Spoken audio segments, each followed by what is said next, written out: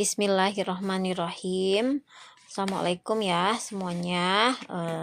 Pagi ini atau hari ini alhamdulillah ya di 25 Ramadan 1446 Hijriah. Kita bisa berkumpul di sini dan puji syukur kehadirat Allah Subhanahu wa taala atas segala karunia dan nikmatnya. Kita masih diberikan nafas ya, usia sampai hari ini, dan juga kita juga lantunkan gitu ya sholawat dan salam kepada baginda Rasulullah Shallallahu Alaihi Wasallam, keluarganya, sahabatnya, dan semua pengikut-pengikutnya, semua yang mengajarkan kebaikan dalam Islam. Semoga senantiasa tercurah kepada beliau, junjungan kita semua, Nabi Muhammad SAW, atas segala kasih sayang yang beliau berikan kepada kita sampai akhir zaman dan insya Allah sampai menuju surga kita. Nah, Bismillahirrahmanirrahim. Pagi ini kita akan belajar kembali ya terkait dengan ilmu magnet rezeki. Ini sekali lagi ada barcode ya di layar itu, bisa teman-teman download Telegram, terus juga tap barcode-nya ya, screening barcode-nya. Jadi kita mulai dengan judul kita yang kedua, yaitu audio 002, materi terkait dengan perisai rezeki ya. Perisai rezeki itu apa? Kita bisa mendengarkan dari uraian berikut ini. Bismillahirrahmanirrahim.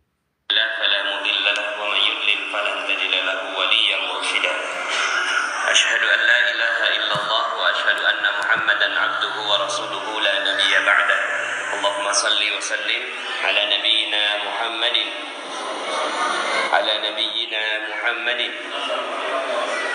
وعلى آله وصحبه وجنوده وأنصاره ومن جاهد في سبيله إلى يوم الدين. قال الله تعالى في القرآن الكريم أعوذ بالله من الشيطان الرجيم ومن يتق الله يجعل له مخرجا ويرزقه من حيث لا يحتسب صدق الله العظيم وصدق رسوله النبي الكريم ونحن على ذلك من الشاهدين ولا حول ولا قوة إلا بالله العلي العظيم.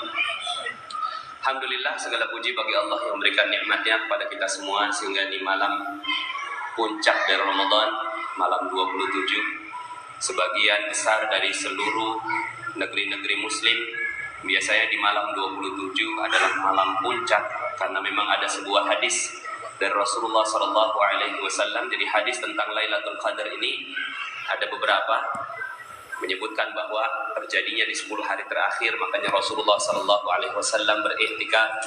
Kemudian ada yang menyebutkan terjadinya di malam ganjil, sehingga akhirnya di malam-malam ganjil biasanya ramai masjid. Kemudian ada juga yang hadis menyebutkan tentang di malam ke-27. Seandainya malam-malam yang lain tidak, maka malam 27 ini mau nggak mau mesti dipaksakan.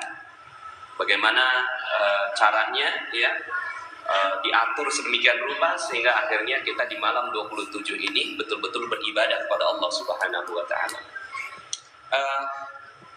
Sebenarnya janji Allah Subhanahu wa taala terhadap Ramadan sudah terlalu banyak. Cuma yang aneh adalah kenapa janji-janji itu tidak membuat umat Islam, khususnya umat Islam Indonesia, itu bersemangat. Contohnya nggak bersemangat adalah semangatnya di awal saja, di akhirnya melempem. Ya, alhamdulillah kita bersyukur di masjid ini masih ramai, walaupun sudah pastinya juga lebih berkurang. Kita doakan semoga yang berkurang ini bukan karena melemahkan semangat, tapi karena sudah pulang kampung, ya, sudah mudik. Tapi yang anehnya adalah janji-janji Allah ini udah banyak sekali ya terhadap Ramadan. Tapi kenapa kok terjadinya itu penurunan? Mungkin kalau diganti begini. Kalau seandainya ya serius melaksanakan ibadah di bulan Ramadan, maka dapat Fortuner 1. Seandainya serius di bulan Ramadan dapat rumah harganya 2 miliar. Seandainya serius di bulan Ramadan sampai akhir, maka sesiapa yang berhasil seperti itu, maka dikasih jalan-jalan ke 20 negara di seluruh dunia. Kira-kira kalau seperti itu, ramai nggak di masjid? Halo? Nggak muat ya? Sampai kagum sop. Seandainya pahalanya seperti itu, ya, seandainya pahalanya seperti itu, maka nggak akan pernah muat ini masjid. Tapi Bapak Ibu yang dirahmati Allah, percaya nggak? Begitu memang yang Allah janjikan. Begitu yang Allah janjikan. Allah nggak janjikan Ramadan ini untuk akhirat saja, tapi Allah janjikan Ramadan ini untuk dunia juga. Jadi kalau seandainya ada yang tahu betul tentang Ramadan, maka betul-betul dijagain Ramadannya. Dijagain betul-betul sampai akhir. Makin 10 hari terakhir ditinggalin semuanya, dia fokus di Ramadan. Kenapa? Karena pahalanya adalah pahala yang sifatnya dunia juga. Ya. Seandainya kita tahu tentang itu, ya, jadi kalau seandainya nih, ya, nanti di ujung ceramah saya nanti sedikit saya mau hipnotis, ya, boleh ya Bapak Ibu ya? Yang punya utang lunas semua insya Allah. Ya, ini kan malam 27 kan? Malam 27 ini ajaib Bapak Ibu ya. Nanti saya akan buat atraksi lah di jam 8 insya Allah. Ya. Jadi kalau seandainya tahu betul tentang ketakwaan, tahu betul tentang Ramadan, maka nggak mungkin umat Islam miskin, nggak mungkin. Umat Muslim nggak mungkin miskin. Nggak mungkin terjadi pengusiran luar Batang di Jakarta, nggak mungkin. Nggak mungkin punya utang, nggak mungkin terusir dari rumah kontrakan, nggak mungkin berbagai masalah muncul kalau benar-benar memahami tentang konsep Islam dengan baik. Memahami konsep Islam dengan baik kan gini, kita berpikir Islam, ya, kalau apa konotasinya Islam? Islam tuh miskin, jorok, ya, kemudian tak berpendidikan, buang sampah sembarangan, betul? Ini yang di kepala kita kalau bicara tentang Islam, ya. Kalau bicara tentang Barat, jaya, bersih, rapi, kotanya luar biasa, ya. Itu yang terbayang di kepala kita. Padahal yang harusnya terjadi adalah kalau dia sudah masuk Islam, udah nggak mungkin miskin, nggak mungkin punya utang, nggak mungkin punya masalah, semua masalah beres. Allah semua yang beresin, masya Allah. Seandainya tahu betul tentang konsep ini. Jadi yang selama ini kita pahami adalah kalau udah masuk Islam dapatnya nanti di akhirat, di dunia kagak dapat. Kata siapa? Di dunia dapat juga. Kalau nggak dapat di dunia, yang salah bukan Allah, yang salah kita. Kalau di dunia ini masih miskin, di dunia masih punya utang, berarti ya yang salah bukan Allah, yang salah kita. Karena sifatnya rezeki datangnya seperti air banjir Bapak Ibu. Air banjir itu air bah, dia datang dari atas, kita ada di bawah. Kalau air dia dari atas banjir, kemudian kita ada di bawah, ada nggak yang nggak kena air? Nggak mungkin nggak ada ya. Semua kena ya. Kenapa? Karena banjir. Rezeki Allah nih banjirnya kayak gitu. Rezeki Allah datang banjirnya itu seperti banjir dari atas, kita di bawah, bukan lagi dapat rezeki, kelelep sama rezeki, tenggelam sama rezeki. Kalau tahu konsepnya. Tapi kenapa kok kita dapatnya cuma UMR? UMR ini tetesan rezeki namanya. Jadi ada yang netes dikit, itu tetesan rezeki namanya UMR. Kenapa kok ada orang yang dapat rezeki, ada orang yang nggak dapat rezeki, padahal turunnya begitu sama? Ada satu yang membuat dia tidak mendapatkan rezeki. Apa itu? Orang yang nggak dapat rezeki adalah orang yang pasang perisai. Dia pasang benteng, pasang perisai kenceng-kenceng, dan dia cinta betul sama tuh perisai. Dia bilang, ini perisai saya, ini perisai saya. Rezeki datang dari atas, banjir datang dari atas, dia tolak dengan perisainya, sampai akhirnya dia nggak dapat rezeki. Kalaupun dapat rezeki, itu netes rezekinya, itulah UMR. Jadi sebenarnya, kalau bicara tentang konsep rezeki itu datangnya banjir, yang nggak dapat adalah orang yang cinta betul sama perisainya. Apa perisainya? Perisainya adalah dosa. Udah gak ada yang lain. Dosa. Cinta betul sama perisainya, cinta betul sama dosanya, dan dia menganggap bahwa hidupnya adalah hidup harus dengan dosa. Kalau enggak pakai dosa, enggak rame katanya. Kalau enggak pakai dosa, enggak seru katanya. Makanya akhirnya orang siap untuk nonton bola. Katanya sekarang lagi musim bola sekarang, betul? Benar ya? Suka betul nonton bola. Berapa jam tuh bola? 1,5 jam. Dengerin ceramah 20 menit, itu pantatnya panas Bapak Ibu. Tapi kalau nonton bola 1,5 jam, kenapa? Karena dia cinta betul sama yang namanya bola, dan bola itulah perisainya. Tapi perisainya ini yang dia cintai.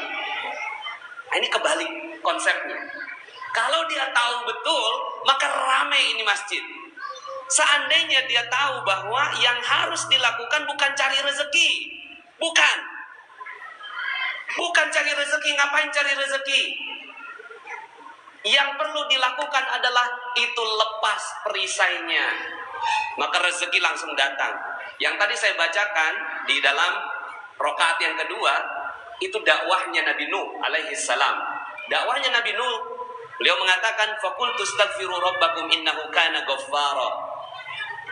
Minta ampun sama Allah, maka Allah akan lepas perisai kamu. Begitu.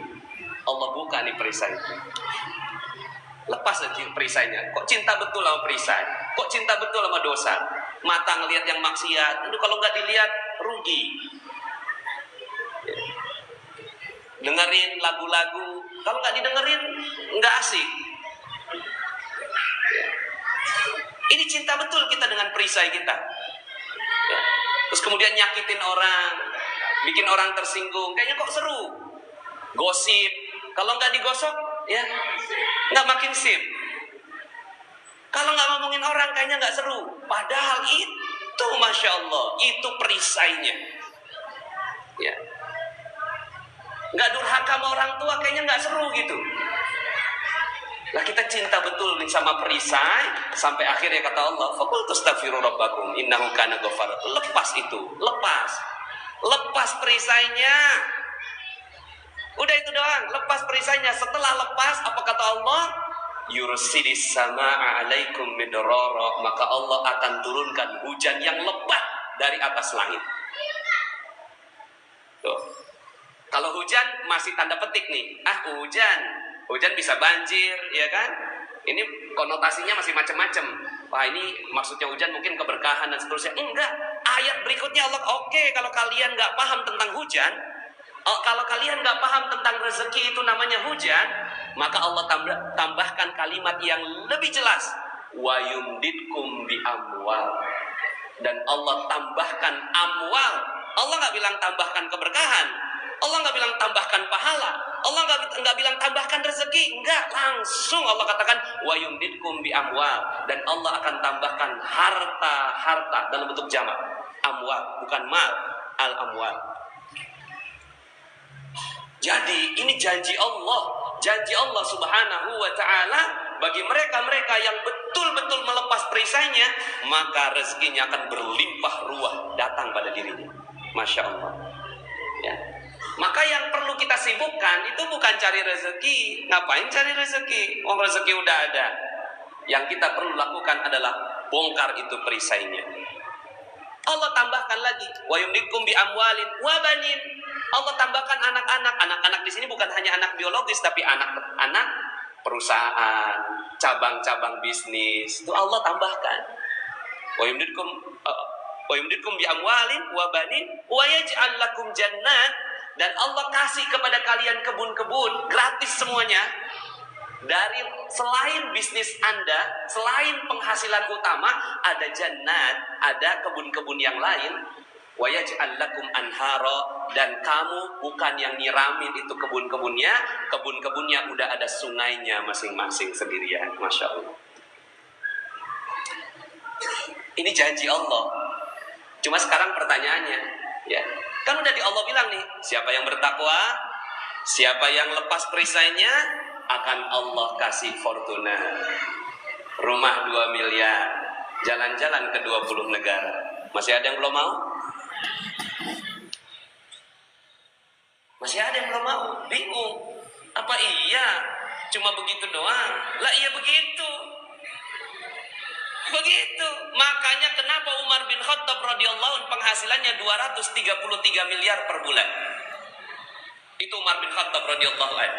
Hartanya dalam kitab dokter fikih ekonomi Umar bin Khattab radhiyallahu anhu, Dr. Jarimah mengungkapkan beliau punya 70.000 ladang pertanian, masing-masing ladang pertanian harganya 160 juta. Jadi kalau dikalikan sekitar 11,2 triliun itu hartanya Umar bin Khattab radhiyallahu anhu. Ya. Tapi dengan sebegitu kayanya Umar, beliau sudah masuk sampai tahap selanjutnya dari kekayaan, yaitu udah nggak butuh kekayaan. Kekayaan datang, udah banjir. Lalu kemudian dia katakan, oke, bukan ini yang aku inginkan, yang aku inginkan surga. Tapi tahap pertamanya dapat harta dulu. Dapat harta, lalu kemudian setelah itu, aduh, ini udah mabuk nih. 233 miliar per bulan, Pak. Kalau Bapak Ibu sekarang dapat 233 miliar per bulan, ngapain? Insya Allah. Oke lah, kalau itu udah nggak ada sekarang, udah nggak ada tuh 233 miliar, udah nggak ada, cuma sejarah doang mencatat. Sekarang ini sahabat yang lain yang namanya Utsman bin Affan radhiyallahu anhu, orangnya udah nggak ada. Orangnya udah nggak ada, kapan nggak adanya? 1400 tahun yang lalu. Udah nggak ada 1400 tahun yang lalu. Sekarang rekeningnya masih hidup. Rekeningnya Utsman bin Affan masih ada di salah satu bank di Saudi Arabia, dan uangnya berlimpah. Itu uangnya nggak habis-habis untuk memberikan kepada jamaah-jamaah haji yang mereka tidak punya modal, tidak punya keuangan. Itu diambil dari uangnya Utsman bin Affan radhiyallahu anhu. Namanya Utsman bin Affan. Sampai sekarang sumurnya masih ada. Dan sampai sekarang ini Utsman bin Affan akan membangun sebuah hotel di Madinah. Mana orangnya? Udah meninggal. Tapi Utsman bin Affan yang membangunkan. Masya Allah, 1400 tahun yang lalu. Kita, orangnya masih hidup, rekeningnya udah nol. Kitanya masih ada, rekeningnya udah habis. Ya, makanya kan kalau ada lelucon ya, gurauan, itu semua orang pada minta maaf. Sampai ATM aja minta maaf. Maaf, pulsa Anda habis. Nah, Bapak Ibu yang dirahmati Allah Subhanahu wa taala, terus gimana konsepnya? Enggak kerja. Ya, bukan begitu. Kerja artinya seperti cicak-cicak di dinding. Ini lagu bagus sekali konsep ini. Cicak-cicak di dinding diam-diam merayap, diam-diam aja. Cari rezeki itu diam-diam, ya. Diam-diam merayap. Baru kemudian kata Allah apa? Ya, kata si yang pembuat lagu ini, datang seekor nyamuk tuh. Yang datengin siapa? Allah. Datang seekor nyamuk. Kalau udah datang seekor nyamuk tuh, nyamuknya nggak hap gitu. Nah, ini namanya nyamuk nggak cerdas. Udah dikasih rezeki sama Allah nggak ditangkap. Makanya lagunya hap. Lalu ditangkap. Pernah nggak ngelihat ada cicak jatuh? Sering ya. Lah itu dia lagi mau nyari nyamuk. Lagi nyari nyamuk, nyamuknya datang, hap, pas hap itu mulutnya, lidahnya udah nyejulur, kagak ketangkep, jatuh. Tapi apa yang terjadi sama si cicak? Naik lagi, diam-diam merayap. Datang seekor nyamuk, hap, begitu. Yang dilakukan oleh umat Islam begitu aja. Sholat, tepat waktu, pas azan, tinggalin semuanya, masuk dalam masjid, zikir, ya. Sholatnya bersama dengan imam di takbiratul ihram yang pertama, lalu kemudian keluar aja, celingak-celinguk, silaturahim, dapat rezeki. Ya begitu udah konsepnya. Sekarang kita diajarkan untuk konsep yang tidak benar, sehingga akhirnya yang terjadi adalah masjid kita kosong, padahal masjid sepatutnya penuh sekali. Makanya Ramadan, janjinya Allah nggak begitu. Janjinya Allah kan umat Islam udah pada cerdas semua. Wa may yattaqillaha yaj'al lahu makhraja wa yarzuqhu min haitsu la yahtasib. Barang siapa orang-orang yang bertakwa, maka Allah buka semua masalahnya. Allah buka semua masalahnya dan akan diberikan rezeki dari arah yang tidak disangka-sangka. Ini kan harusnya cerdas memahami ini. Makanya Allah janjinya Ramadan, man shoma ramadhana imanan wa ihtisaban ghufira lahu ma taqaddama min dzambi. Barang siapa yang berpuasa dengan penuh iman, dengan penuh penghisapan, dengan penuh perhitungan, maka Allah akan buka perisainya. Tuh, janji Allah nggak ada yang lain. Tuh. Allah janjinya dibuka perisainya. Ketika dibuka perisainya, kira-kira rezekinya bagaimana? Masya Allah. Salah satu perisai, ini yang mau saya bongkar nih. Perisainya banyak sekali. Dan ini yang kita akhirnya perlu tahu dan perlu memahami ilmu perisai namanya, ya, ilmu perisai. Nah itu saya alhamdulillah bukunya udah insya Allah sebentar lagi jadi, di bulan Agustus insya Allah terbit. Itu saya buka tuh semua perisai-perisai yang membuat akhirnya kita terhalang dari rezeki. Jadi ternyata yang kita perlu lakukan hanya ini aja. Yang kita perlu lakukan hanya bagaimana kita membongkar perisainya. Salah satu yang saya bongkar adalah utang. Nih setelah ini saya mau hipnotis Bapak Ibu semua sehingga akhirnya hutangnya lunas. Ya. Kemarin kan Pak Sawal nanya, lagi ngapain Pak Nas? Ini lagi bikin buku. Ini kalau orang baca buku saya langsung lunas hutangnya. Kok kata Pak Sawal, kok seru juga tuh. Tapi apa ya bisa? Nah, ya udah deh. Supaya nggak nunggu bukunya, saya praktekkan di sini. Bismillah, ini duduknya agak-agak. Ini ada mau yang lunas hutangnya? Yang mau lunas hutangnya duduknya agak benar-benar dikit. Gini Bapak Ibu, ini saya kasih tahu konsepnya. Namanya konsep law of projection. Apa itu law of projection? Law of projection berkata bahwa ada laptop, ada proyektor, betul? Kemudian ada layar. Di sini alhamdulillah udah punya layar. Ada proyektor, ada layar, ada laptop. Sekarang pertanyaannya, ini gampang sekali akhirnya menjelaskan seperti ini karena kita sudah mengerti tentang teknologi. Apa yang ada di laptop dengan apa yang ada di layar itu sama atau beda? Sama, pasti sama. Kalau saya pencet spasi, langsung dia berubah. Di laptop berubah, di layar berubah. Betul? Ini namanya law of projection. Apa yang terjadi sebenarnya? Yang terjadi adalah si proyektor ini memancarkan cahaya yang tidak berhenti. Terus gitu. Teng, teng, teng, teng, teng, teng. Sampai akhirnya si laptop itu di layar sama persis. Nah Bapak Ibu, nasib kita itu seperti layar. Nasib kita seperti layar. Dan proyektornya Allah kasih di setiap kita, namanya otak. Otak kita adalah proyektor dan dia ini memancarkan energi teng teng teng teng setiap saat. Jadi dia memancarkan energi berapa kali? Sehari 60.000 kali. Itu namanya kalau dalam hitungan frekuensi 60 Hz. Dia 60.000 kali memancarkan energi. Suka nggak suka, mau nggak mau, sadar nggak sadar, itu langsung. Nih Bapak Ibu yang sekarang sedang berada, ini lagi memancarkan energinya. Pikirannya semua lagi terpancar. Ya. Nah, apa yang ada? Laptopnya apa laptopnya? Laptopnya adalah pikiran, nggak kelihatan. Pikiran. Pikiran itu di dalamnya otak. Otak inilah mesinnya. Layarnya nasib kita. Nah, selama ini kita memproyeksikan utang. Utang. Kira-kira jadinya apa di layar? Halo? Utang. Ah, udah cerdas nih. Jadi di layar yang terlihat apa kira-kira? Utang. Sampai kapanpun orang yang berpikir begini sampai mati, sampai meninggal, dia nggak akan pernah lunas utangnya. Percaya sama saya. Kenapa? Karena pikirannya itu diliputi hutang. Hutang.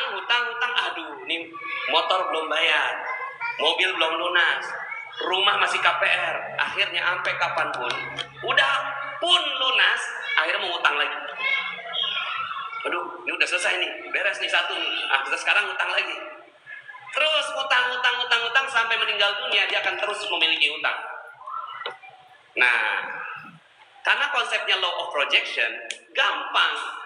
Dalam waktu sedetik saya bisa katakan bahwa utang Bapak Ibu lunas. Gimana caranya? Waktu itu ada yang datang begini, Ustaz, hidup saya hancur. Nah, hidup saya hancur itu energi. Saya bilang, wow, keren. Kok keren sih Ustaz? Iyalah keren. Dia proyeksinya apa? Hancur. Saya apa? Keren. Iya Ustaz, hidup saya itu hancur karena banyak utang. Wow, dahsyat. Kok dahsyat sih Ustaz? Dia utang, saya dahsyat. Coba cerita, berapa utangnya? 200 juta Ustaz. Wah, keren banget. Luar biasa nih, ya. Kok luar biasa? Ustaz, ini saya udah mau dipenjara nih gara-gara punya utang ini. Gini loh, zaman sekarang ini ya. Zaman sekarang ini, dipinjemin 1 juta aja nggak gampang loh. Kamu itu dipinjeminnya sampai 200 juta loh. Berarti kamu tuh orang yang amanah ya. Sampai orang mau percaya sama kamu. Iya juga ya. Iya dong, kamu udah nggak punya utang sebenarnya. Yang kamu punya itu amanah. Selama ini kepalanya dia utang. Kapan kebayar kira-kira? Nggak akan pernah kebayar. Ganti, switch, pencet spasi. Pas pencet spasi yang muncul amanah. Maka kalau seandainya dia utang, maka layar utang. Kalau amanah langsung keganti di layar, datang amanah bertubi-tubi padanya. Amanah langsung datang. Sekarang 200 juta itu modal kerja. Setelah itu gitu ya, datang amanah lain berupa customer yang loyal, karyawan yang setia, supplier yang baik hati. Itu amanah yang didatangkan pada dirinya. Jadi saya tanya sama dia, masih punya utang nggak? Nggak punya, Ustaz. Yang dipunya apa? Amanah. Wah, subhanallah. Hiduplah dengan begitu, insya Allah nanti amanahnya akan bertambah-tambah. Sekarang saya mau tanya di ruangan ini, nggak tahu kalau di bawah pada ngerti nggak? Saya mau tanya, masih ada yang punya utang? Halo? Hah? Masih? Oh, belum paham berarti. Sekarang saya mau tanya sekali lagi, masih ada yang punya utang di sini? Hah? Sekali lagi saya mau tanya. Yang jawab banyak berarti ngantuk. Saya mau tanya sekali lagi. Ada yang masih punya utang di sini? Udah nggak ada? Yang punya apa? Amanah. Udah nikmati aja hidup. Karena Allah Subhanahu wa Ta'ala akan berikan amanah. Maka itu amanah. Dulu Allah kasih ini tuh, kita lagi butuh banget. Pas kita datang ke orang bawa proposal, ternyata subhanallah dia percaya sama kita. Oke, saya kasih 200 juta. Itu amanah, itu rezeki sebenarnya. Tapi kita selama ini ngomongnya apa? Utang. Kok ya rezeki dibilang utang? Ini dosa namanya. Dosa satu. Ini perisai kita. Karena kita menganggap utang sebagai azab buat kita. Padahal itu adalah rezeki yang harus kita jaga amanahnya baik-baik. Sama seperti ibu-ibu. Mohon maaf ya, ibu-ibu lagi ngejemur nih. Pas ngejemur hujan datang. Pas hujan turun ngomongnya gimana? Ya hujan. Padahal hujan itu rezeki atau azab sebenarnya? Halo? Rezeki itu azab, hujan itu azab atau rezeki? Kok kenapa bilang ya hujan? Saat itu dia menolak rezeki. Maka ya, saya buka satu lagi deh, perisai kedua, supaya ini 5 menit boleh ya? Kalau saya punya di kantong saya ini ada permen. Di kantong saya ada permen, cuma permennya udah nggak ada bungkusnya. Saya kasih, ada yang mau makan? Di kantong saya udah ada permen, tapi udah nggak ada bungkusnya. Saya kasih, siapa yang mau? Nggak mau. Akhirnya, ternyata di sebelah kiri saya ini masih ada permen yang alhamdulillah masih ada bungkusnya. Pas saya keluarkan, gitu ya, pas masih ada bungkusnya, masih rapi. Siapa yang mau? Ada yang mau? Pasti mau, betul. Nah, misalnya bapak mau nih. Pas udah mau dimakan, pas dimakan bungkusnya diapain? Anda nih maunya apa sebenarnya? Halo? Kan saya tadi kasih nggak ada bungkusnya. Udah benar-benar udah saya kasih nggak ada bungkus. Ini bagus banget ini. Ya silakan, nggak mau. Pas saya kasih ada bungkus, ya bungkusnya dibuang. Saya tersinggung dong. Sebenarnya yang Anda mau apa sebenarnya? Hah? Yang dimau adalah itu permen yang bersih, betul? Bapak Ibu, Allah kasih rezeki dengan cara begitu. Allah kasih rezeki nggak mungkin langsung rezekinya, perlu ada bungkusnya. Bungkusnya kita nggak butuhkan. Bungkusnya itulah yang namanya musibah, ujian, cobaan, hal yang kita nggak butuh. Pas setelah itu apa yang kita lakukan? Yang kita lakukan kita buang. Tapi sebenarnya ada nggak sih tukang kurir Tiki JNE datangnya kagak pakai bungkus? Coba kalau seandainya datangnya, maaf Pak, ini nggak ada bungkusnya nih, ya. Kira-kira Anda mau terima nggak? Oh, komplain saya. Nanti gimana kalau seandainya ada apa-apa nih, betul? Jadi kalau seandainya nih kurir nih datang bawa bungkusnya, Anda nggak tahu di dalamnya isinya apa, Anda tanda tangan nggak? Dia tanda tangan kan? Oke, saya tanda tangan, terima. Artinya kita terima tuh bungkusnya. Tapi ada nggak? Misalnya begini, aduh maaf nih saya nggak terima bungkusnya, udah kebanyakan bungkus di rumah saya, buka aja deh bungkusnya, nanti isinya yang saya tanda tangan. Apa kata si tukang kurirnya? Aduh maaf Pak, saya nggak berani. Ya udah kalau nggak berani pergi aja. Itulah yang kita lakukan setiap hari. Ini rezeki datang berupa hujan. Pas lagi ngejemur, hujan turun. Ya hujan, itu bungkusnya. Tapi apa yang kita lakukan? Kita usir malaikat pembawa rezeki. Siapa namanya? Anak-anak nggak boleh jawab. Anak-anak nggak boleh jawab. Karena anak-anak nggak cari rezeki. Anak-anak nggak cari rezeki. Saya mau tanya bapak-bapak, Pak, namanya malaikat pembawa rezeki siapa? Tuh, mau dapat rezeki nggak kenal. Halo, halo. Ini perisai berikutnya. Ayo diurut, mungkar, nakir itu dikubur Pak. Ya. Ayo ada yang tahu? Israel itu pencabut nyawa. Israfil peniup sangkakala. Jibril itu malaikat pembawa wahyu. Ada siapa lagi ya? Alhamdulillah. Ini Pak, kalau kita kagak tahu mereknya, kita kagak dapat rezeki. Mereknya aja kita lupa. Namanya Mikail. Malaikat Mikail itu bawa rezeki tiap hari, rajin betul malaikat Mikail dari atas.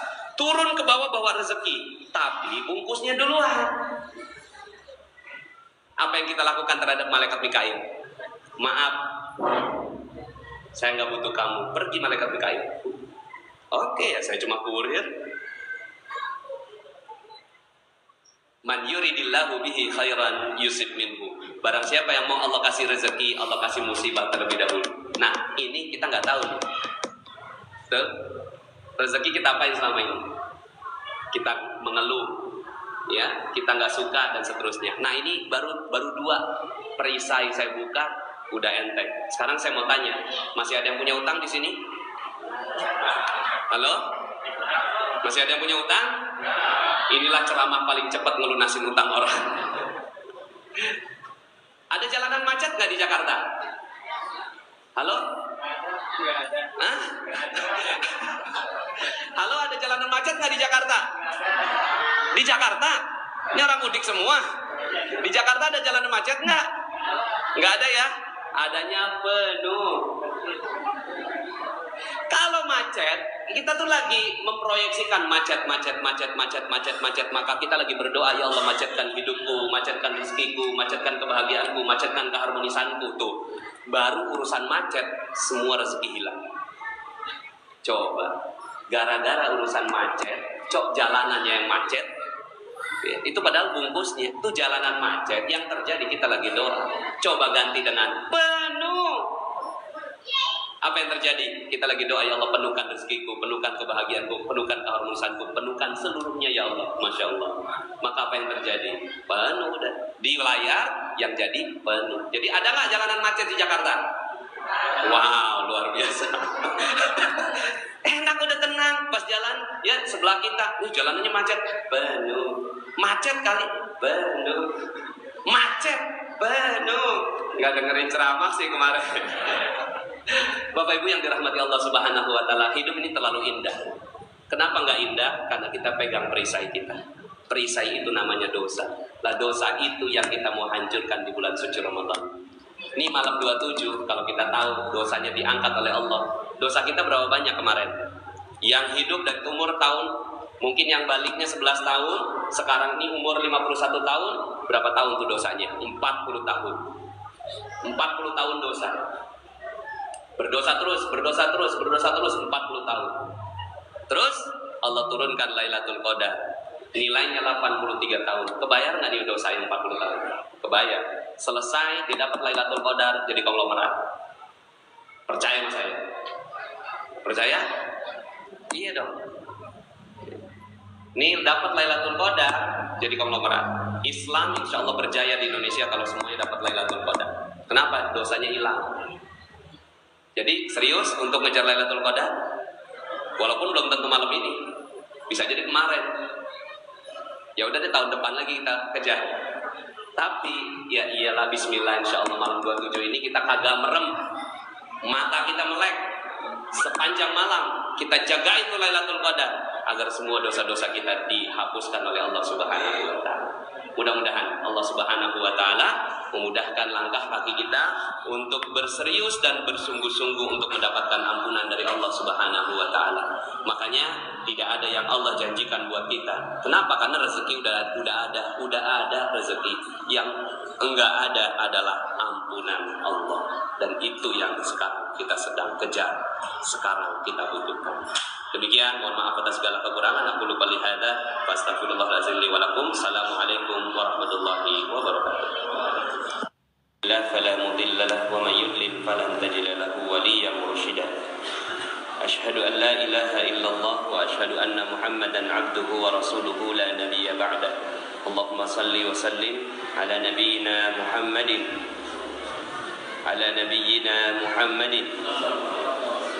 wa ala alihi wa sahbihi wa junudihi wa ansarihi wa man jahada fi sabilihi ila yaumiddin.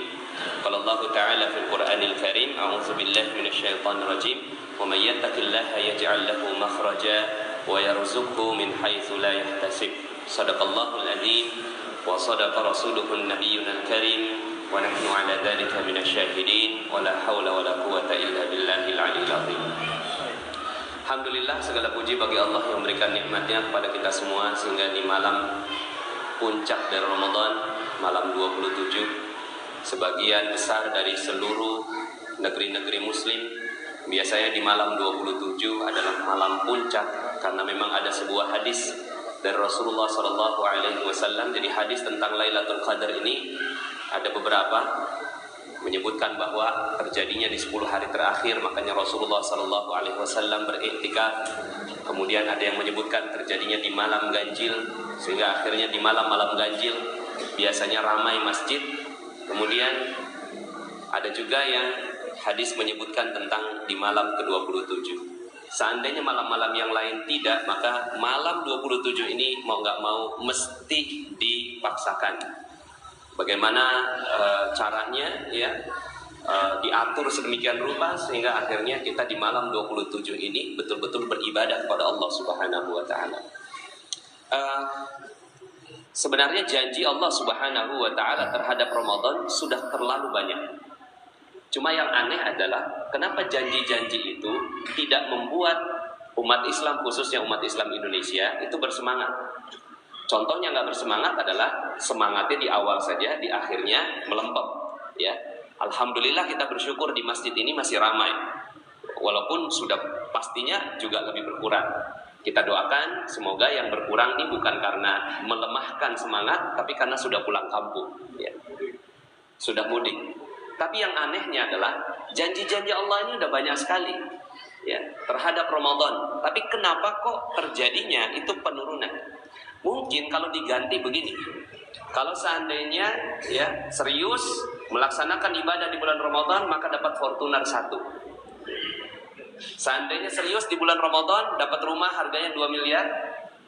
Seandainya serius di bulan Ramadan sampai akhir, maka sesiapa yang berhasil seperti itu maka dikasih jalan-jalan ke 20 negara di seluruh dunia. Kira-kira kalau seperti itu ramai nggak di masjid?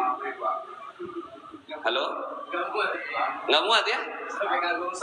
Sampai kagum sok. Seandainya pahalanya seperti itu, ya, seandainya pahalanya seperti itu maka nggak akan pernah muat ini masjid. Tapi Bapak Ibu yang dirahmati Allah, percaya nggak? Begitu memang yang Allah janjikan. Begitu yang Allah janjikan. Allah nggak janjikan Ramadan ini untuk akhirat saja, tapi Allah janjikan Ramadan ini untuk dunia juga. Jadi kalau seandainya ada yang tahu betul tentang Ramadan, maka betul-betul dijagain Ramadannya. Dijagain betul-betul sampai akhir. Makin 10 hari terakhir ditinggalin semuanya, dia fokus di Ramadan. Kenapa? Karena pahalanya adalah pahala yang sifatnya dunia juga. Seandainya kita tahu tentang itu, ya, jadi kalau seandainya nih, ya, nanti di ujung ceramah saya nanti sedikit saya mau hipnotis ya, boleh ya Bapak Ibu ya? Yang punya utang lunas semua insya Allah. Ya, ini kan malam 27 kan? Malam 27 ini ajaib Bapak Ibu ya. Nanti saya akan buat atraksi lah di jam 8 insya Allah. Ya. Jadi kalau seandainya tahu betul tentang ketakwaan, tahu betul tentang Ramadan, maka nggak mungkin umat Islam miskin, nggak mungkin. Umat Muslim nggak mungkin miskin. Nggak mungkin terjadi pengusiran luar Batang di Jakarta, nggak mungkin.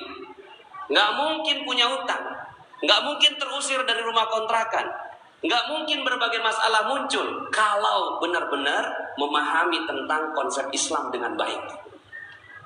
Memahami konsep Islam dengan baik kan gini, kita berpikir Islam, ya, kalau apa konotasinya Islam? Islam tuh miskin, jorok, ya, kemudian tak berpendidikan, buang sampah sembarangan, betul?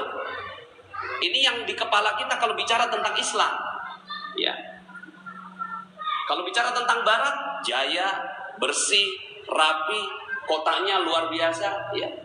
Itu yang terbayang di kepala kita. Padahal yang harusnya terjadi adalah kalau dia sudah masuk Islam, udah nggak mungkin miskin, nggak mungkin punya utang, nggak mungkin punya masalah, semua masalah beres. Allah semua yang beresin, masya Allah. Seandainya tahu betul tentang konsep ini. Jadi yang selama ini kita pahami adalah kalau udah masuk Islam, dapatnya nanti di akhirat, di dunia kagak dapat. Kata siapa? Di dunia dapat juga.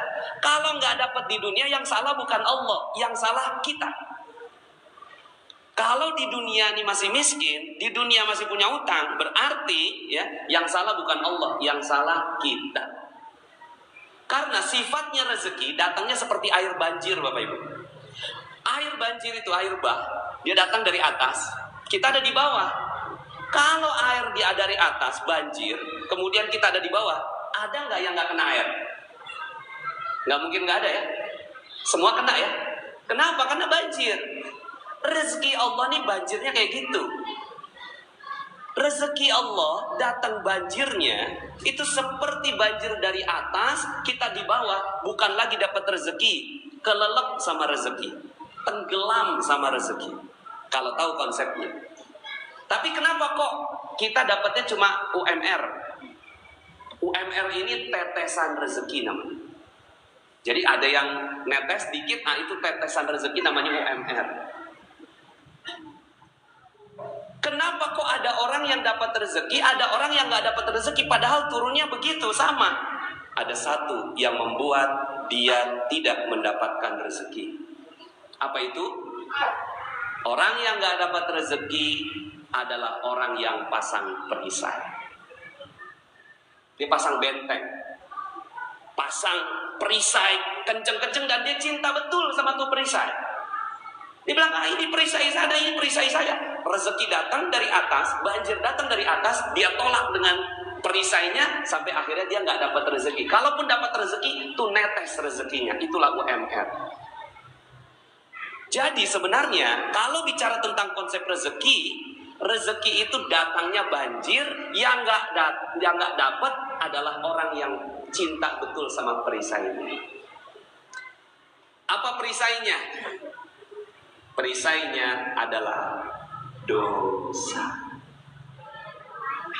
Udah nggak ada yang lain. Dosa. Cinta betul sama perisainya, cinta betul sama dosanya, dan dia menganggap bahwa hidupnya adalah hidup harus dengan dosa. Kalau nggak pakai dosa, nggak rame katanya.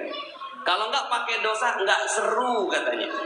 Makanya akhirnya orang siap untuk nonton bola. Katanya sekarang lagi musim bola sekarang, betul? Benar ya? Suka betul nonton bola. Berapa jam tuh bola? 1,5 jam. Dengerin ceramah 20 menit, itu pantatnya panas Bapak Ibu. Tapi kalau nonton bola 1,5 jam, kenapa? Karena dia cinta betul sama yang namanya bola, dan bola itulah perisainya. Tapi perisainya ini yang dia cintai.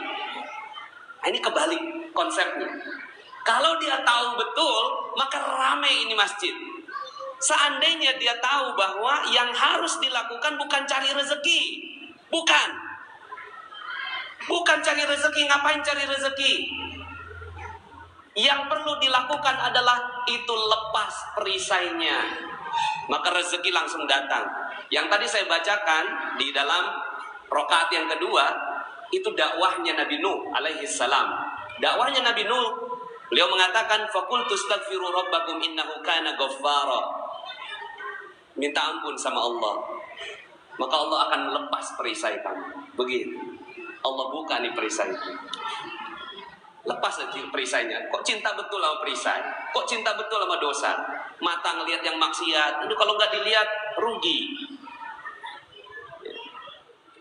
Dengerin lagu-lagu, kalau nggak didengerin nggak asik. Ini cinta betul kita dengan perisai kita. Terus kemudian nyakitin orang, bikin orang tersinggung, kayaknya kok seru. Gosip, kalau nggak digosok, ya nggak makin sip.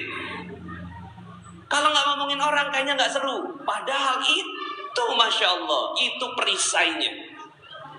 Ya, nggak durhaka sama orang tua, kayaknya nggak seru gitu. Lah kita cinta betul sama perisai, sampai akhirnya kata Allah, faqultu astaghfiru rabbakum innahu kana ghaffara. Lepas itu, lepas perisainya. Udah itu doang, lepas perisainya. Setelah lepas, apa kata Allah? Yursilis samaa'a 'alaikum midrara, maka Allah akan turunkan hujan yang lebat dari atas langit. Tuh. Kalau hujan masih tanda petik nih.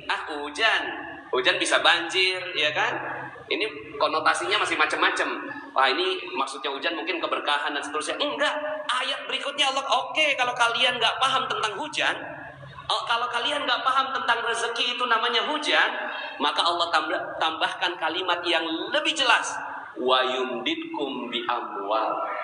Dan Allah tambahkan amwal. Allah nggak bilang tambahkan keberkahan. Allah nggak bilang tambahkan pahala. Allah nggak bilang tambahkan rezeki. Enggak, langsung Allah katakan wa yumditkum bi amwal. Dan Allah akan tambahkan harta dalam bentuk jamak. Amwal, bukan mal, al amwal. Jadi ini janji Allah subhanahu wa ta'ala bagi mereka-mereka yang betul-betul melepas perisainya, maka rezekinya akan berlimpah ruah datang pada dirinya. Masya Allah. Ya. Maka yang perlu kita sibukkan itu bukan cari rezeki. Ngapain cari rezeki? Rezeki udah ada. Yang kita perlu lakukan adalah bongkar itu perisainya. Allah tambahkan lagi, wa yumdikum bi amwalin wa banin. Allah tambahkan anak-anak. Anak-anak di sini bukan hanya anak biologis, tapi anak-anak perusahaan, cabang-cabang bisnis. Itu Allah tambahkan. Wa yumdikum bi amwalin wa banin wa yaj'al lakum jannat. Dan Allah kasih kepada kalian kebun-kebun gratis semuanya. Dari selain bisnis Anda, selain penghasilan utama, ada jannat, ada kebun-kebun yang lain. Wa yaj'al lakum anhara, dan kamu bukan yang nyiramin itu kebun-kebunnya udah ada sungainya masing-masing sendirian. Masya Allah. Ini janji Allah. Cuma sekarang pertanyaannya, ya, kan udah di Allah bilang nih, siapa yang bertakwa, siapa yang lepas perisainya, akan Allah kasih fortuna.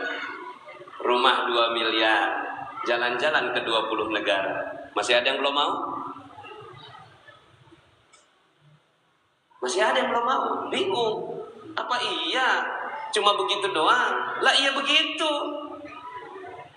Begitu. Makanya kenapa Umar bin Khattab radhiyallahu anhu penghasilannya 233 miliar per bulan. Itu Umar bin Khattab radhiyallahu anhu. Hartanya dalam kitab Dokter Fikih Ekonomi Umar bin Khattab radhiyallahu anhu, Dr. Jarima mengungkapkan beliau punya 70.000 ladang pertanian, masing-masing ladang pertanian harganya 160 juta. Jadi kalau dikalikan sekitar 11,2 triliun itu hartanya Umar bin Khattab radhiyallahu anhu. Ya. Tapi dengan sebegitu kayanya Umar, beliau sudah masuk sampai tahap selanjutnya dari kekayaan, yaitu udah nggak butuh kekayaan. Kekayaan datang, udah banjir, lalu kemudian dia katakan, oke, bukan ini yang aku inginkan, yang aku inginkan surga. Tapi tahap pertamanya dapat harta dulu. dapat harta, lalu kemudian setelah itu, aduh ini udah mabuk nih, udah 233 miliar per bulan Pak. Kalau Bapak Ibu sekarang dapat 233 miliar per bulan ngapain? Insya Allah. Oke lah kalau itu udah nggak ada sekarang, udah nggak ada tuh 233 miliar udah nggak ada, cuma sejarah doang mencatat. Sekarang ini sahabat yang lain yang namanya Utsman bin Affan radhiyallahu an, orangnya udah nggak ada. Orangnya udah nggak ada, kapan nggak adanya? 1400 tahun yang lalu. Udah nggak ada 1400 tahun yang lalu. Sekarang rekeningnya masih hidup.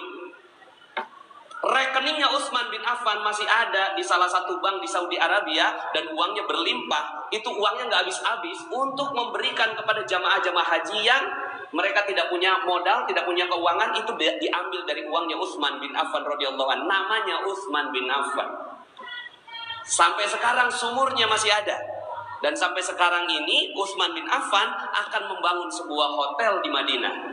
Mana orangnya? Udah meninggal. Tapi Utsman bin Affan yang membangunkan. Masya Allah, 1400 tahun yang lalu. Kita, orangnya masih hidup, rekeningnya udah nol. Kitanya masih ada, rekeningnya udah habis. Ya, makanya kan kalau ada lelucon ya, gurauan, itu semua orang pada minta maaf. Sampai ATM aja minta maaf. Maaf, pulsa Anda habis. Nah Bapak Ibu yang dirahmati Allah Subhanahu wa Ta'ala, terus gimana konsepnya? Enggak kerja? Ya bukan begitu. Kerja artinya seperti cicak-cicak di dinding. Ini lagu bagus sekali konsep ini. Cicak-cicak di dinding, diam-diam merayap, diam-diam aja. Cari rezeki itu diam-diam, ya. Diam-diam merayap. Baru kemudian kata Allah apa? Ya, kata si yang pembuat lagu ini, datang seekor nyamuk tuh. Yang datengin siapa? Allah. Datang seekor nyamuk. Kalau udah datang seekor nyamuk tuh, nyamuknya nggak hap gitu. Nah ini namanya nyamuk nggak cerdas. Udah dikasih rezeki sama Allah nggak ditangkap. Makanya lagunya hap. Lalu ditangkap. Pernah nggak ngelihat ada cicak jatuh? Sering ya. Lah itu dia lagi mau nyari nyamuk. Lagi nyari nyamuk, nyamuknya datang, hap, pas hap itu mulutnya, lidahnya udah nyejulur, kagak ketangkep, jatuh. Tapi apa yang terjadi sama si cicak? Naik lagi, diam-diam merayap. Datang seekor nyamuk, hap, begitu. Yang dilakukan oleh umat Islam begitu aja. Sholat, tepat waktu, pas azan, tinggalin semuanya, masuk dalam masjid, zikir, ya. Sholatnya bersama dengan imam di takbiratul ihram yang pertama, lalu kemudian keluar aja, celingak-celinguk, silaturahim, dapat rezeki. Ya begitu udah konsepnya. Sekarang kita diajarkan untuk konsep yang tidak benar, sehingga akhirnya yang terjadi adalah masjid kita kosong, padahal masjid sepatutnya penuh sekali. Makanya Ramadan, janjinya Allah nggak begitu. Janjinya Allah kan umat Islam udah pada cerdas semua. Wa may yattaqillaha yaj'al lahu makhraja wa yarzuqhu min haitsu la yahtasib. Barang siapa orang-orang yang bertakwa, maka Allah buka semua masalahnya. Allah buka semua masalahnya dan akan diberikan rezeki dari arah yang tidak disangka-sangka. Ini kan harusnya cerdas memahami ini. Makanya Allah janjinya Ramadan, man shoma ramadhana imanan wa ihtisaban ghufira lahu ma taqaddama min dzambi. Barang siapa yang berpuasa dengan penuh iman, dengan penuh penghisapan, dengan penuh perhitungan, maka Allah akan buka perisainya. Tuh, janji Allah nggak ada yang lain tuh. Allah janjinya dibuka perisainya. Ketika dibuka perisainya, kira-kira rezekinya bagaimana? Masya Allah. Salah satu perisai, ini yang mau saya bongkar nih. Perisainya banyak sekali. Dan ini yang kita akhirnya perlu tahu dan perlu memahami ilmu perisai namanya. Ya, ilmu perisai. Nah itu saya alhamdulillah bukunya udah insya Allah sebentar lagi jadi. Di bulan Agustus insya Allah terbit. Itu saya buka tuh semua perisai-perisai yang membuat akhirnya kita terhalang dari rezeki. Jadi ternyata yang kita perlu lakukan hanya ini aja. Yang kita perlu lakukan hanya bagaimana kita membongkar perisainya. Salah satu yang saya bongkar adalah utang. Nih, setelah ini saya mau hipnotis Bapak Ibu semua sehingga akhirnya hutangnya lunas. Ya. Kemarin kan Pak Sawal nanya, lagi ngapain Pak Nas? Ini lagi bikin buku. Ini kalau orang baca buku saya langsung lunas utangnya. Oh, kata Pak Samuel, kok seru juga tuh. Tapi apa iya bisa? Nah, ya udah deh. Supaya nggak nunggu bukunya, saya praktekkan di sini. Bismillah, ini duduknya agak-agak. Ini ada mau yang lunas utangnya? Yang mau lunas utangnya duduknya agak benar-benar dikit. Gini Bapak Ibu, ini saya kasih tahu konsepnya. Namanya konsep law of projection. Apa itu law of projection? Law of projection berkata bahwa ada laptop, ada proyektor, betul? Kemudian ada layar. Di sini alhamdulillah udah punya layar. Ada proyektor, ada layar, ada laptop. Sekarang pertanyaannya, ini gampang sekali akhirnya menjelaskan seperti ini karena kita sudah mengerti tentang teknologi. Apa yang ada di laptop dengan apa yang ada di layar itu sama atau beda? Sama, pasti sama. Kalau saya pencet spasi, langsung dia berubah. Di laptop berubah, di layar berubah. Betul? Ini namanya law of projection. Apa yang terjadi sebenarnya? Yang terjadi adalah si proyektor ini memancarkan cahaya yang tidak berhenti. Terus gitu. Teng, teng, teng, teng, teng, teng. Sampai akhirnya si laptop itu di layar sama persis. Nah Bapak Ibu, nasib kita itu seperti layar. Nasib kita seperti layar. Dan proyektornya Allah kasih di setiap kita, namanya otak. Otak kita adalah proyektor dan dia ini memancarkan energi teng teng teng teng setiap saat. Jadi dia memancarkan energi berapa kali? Sehari 60.000 kali. Itu namanya kalau dalam hitungan frekuensi 60 Hz. Dia 60.000 kali memancarkan energi. Suka nggak suka, mau nggak mau, sadar nggak sadar, itu langsung. Nih Bapak Ibu sekarang, yang sekarang sedang berada, ini lagi memancarkan energinya. Pikirannya semua lagi terpancar. Ya. Nah, apa yang ada? Laptopnya apa laptopnya? Laptopnya adalah pikiran, nggak kelihatan. Pikiran. Pikiran itu di dalamnya otak. Otak inilah mesinnya. Layarnya nasib kita. Nah, selama ini kita memproyeksikan utang. Utang. Kira-kira jadinya apa di layar? Halo?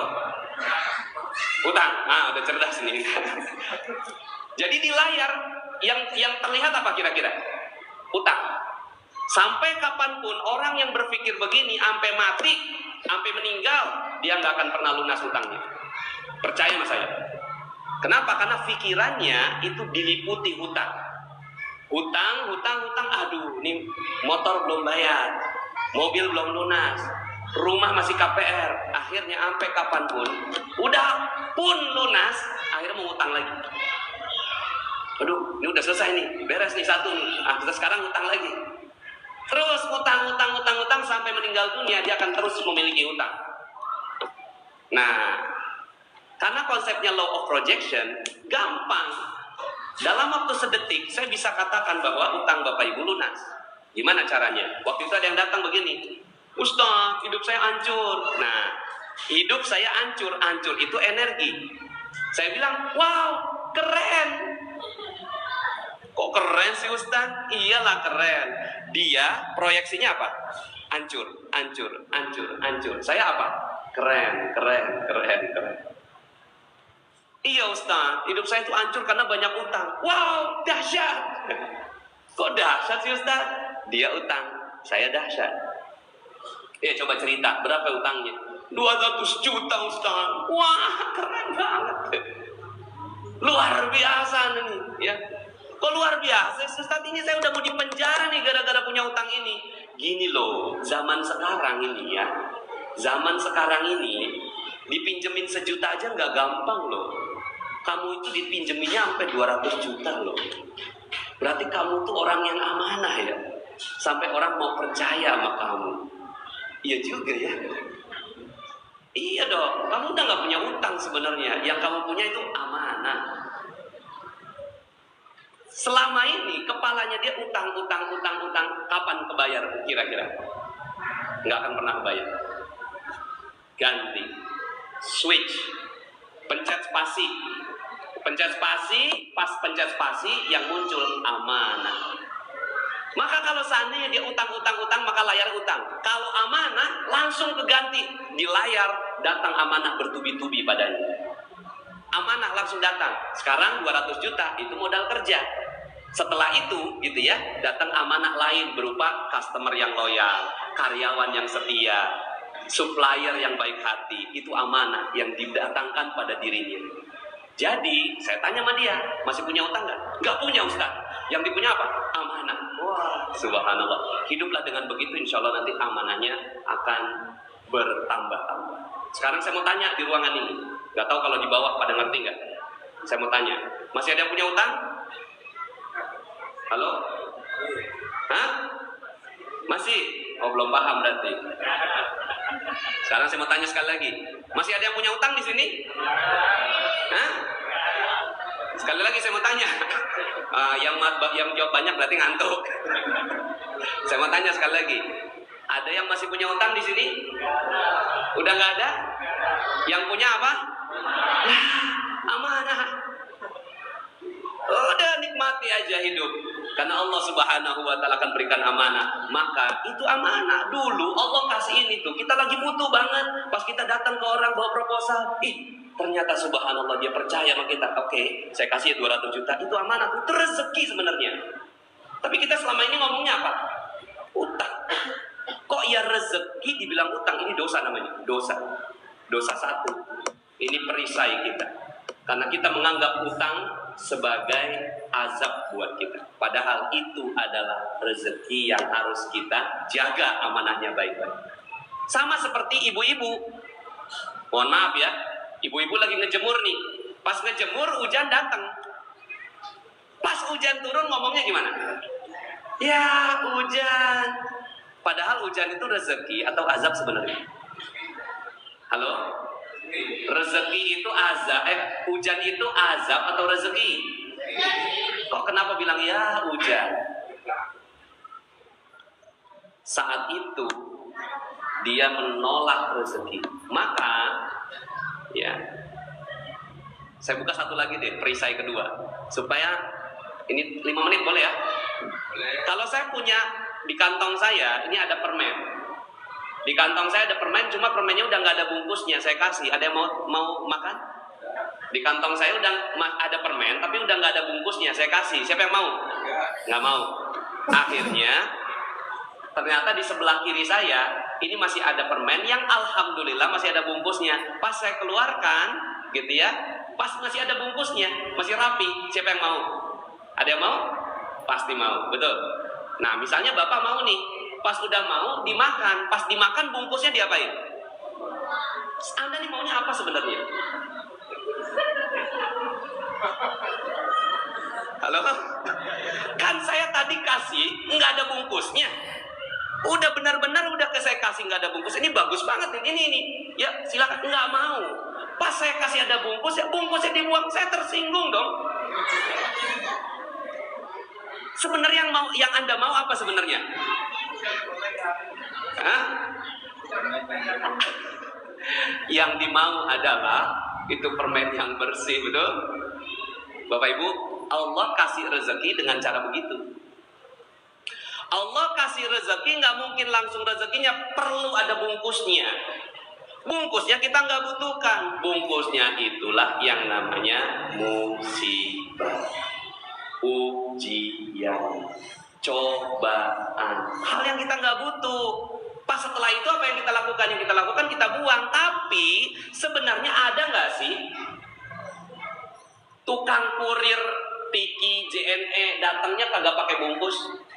Coba kalau seandainya datangnya, maaf Pak, ini nggak ada bungkusnya nih. Ya, kira-kira Anda mau terima nggak? Oh, komplain saya. Nanti gimana kalau seandainya ada apa-apa nih, betul? Jadi kalau seandainya nih kurir nih datang bawa bungkusnya, Anda nggak tahu di dalamnya isinya apa. Anda tanda tangan nggak?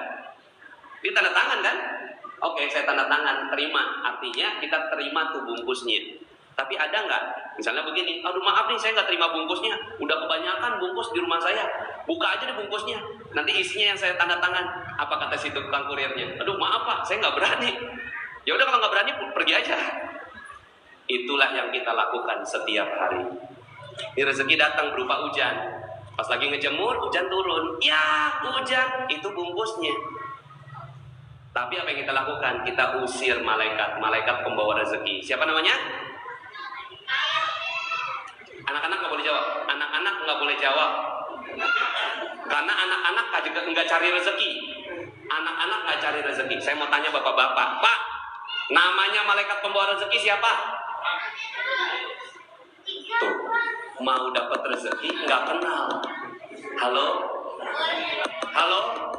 Ini perisai berikutnya. Ayo diurut. Mungkar, nakir itu dikubur, Pak. Ya. Ayo, ada yang tahu? Israel itu pencabut nyawa. Israfil peniup sangkakala. Jibril itu malaikat pembawa wahyu. Ada siapa lagi ya? Alhamdulillah. Ini Pak, kalau kita kagak tahu mereknya, kita kagak dapat rezeki. Mereknya aja kita lupa. Namanya Mikail. Malaikat Mikail itu bawa rezeki tiap hari, rajin betul malaikat Mikail dari atas.